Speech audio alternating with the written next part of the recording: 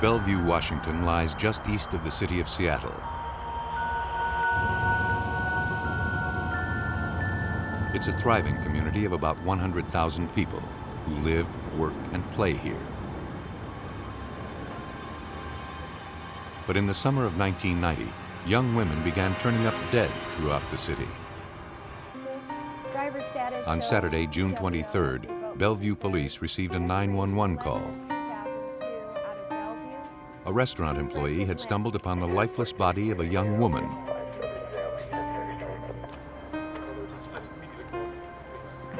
Investigators responded to the scene. They found the victim lying among trash next to a dumpster behind the restaurant. She was nude except for a necklace. Her arms and legs were positioned as if she were lying in a coffin. A pine cone rested in her hands. It was clear that the victim's body had been posed by the killer. Technicians managed to locate a single black hair near the woman. But they found no clues to her identity or that of her killer.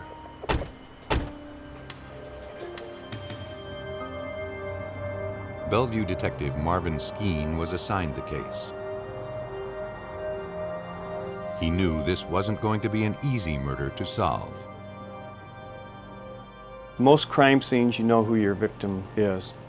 In this particular crime scene, we had no idea at all who our victim was, her identification.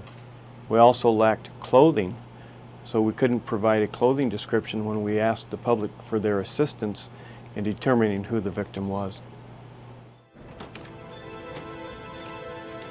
The medical examiner concluded that the woman, likely between the ages of 25 and 35, had died as a result of strangulation. She had also been brutally beaten and sexually assaulted. In addition to collecting biological evidence, dozens of fibers clinging to the victim's body were also recovered.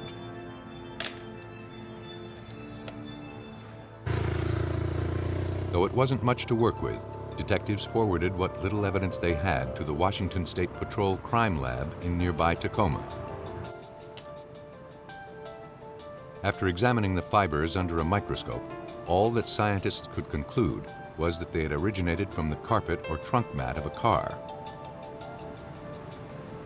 Next, the black hair collected from the crime scene was analyzed, in the hopes it would provide some clue to the killer's identity. Forensic scientist Terry McAdam. You can look at it for predominantly pigmentation, helps us to decide which possible broad racial groups it may belong to. From the color, texture, and shape, McAdam determined that the hair had come from an African-American male. But having been found among trash and debris, its connection with the crime was uncertain.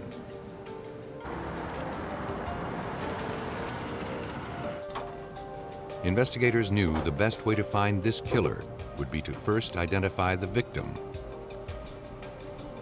But no missing persons reports filed in the city of Bellevue matched their victim. We went to the news media, who of course were interested in the case, asked for their assistance. We also went to teletypes and bulletins to surrounding law enforcement agencies, asking them to check for missing individuals in their cases. Soon after, investigators got their first break. In a neighboring jurisdiction, a woman had reported her roommate missing.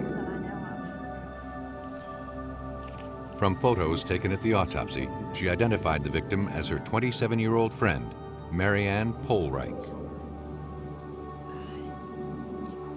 She said that she had last seen Marianne 3 nights earlier as she prepared to go out for the evening.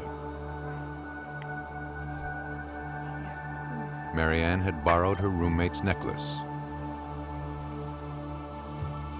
It was the same one found around the victim's neck.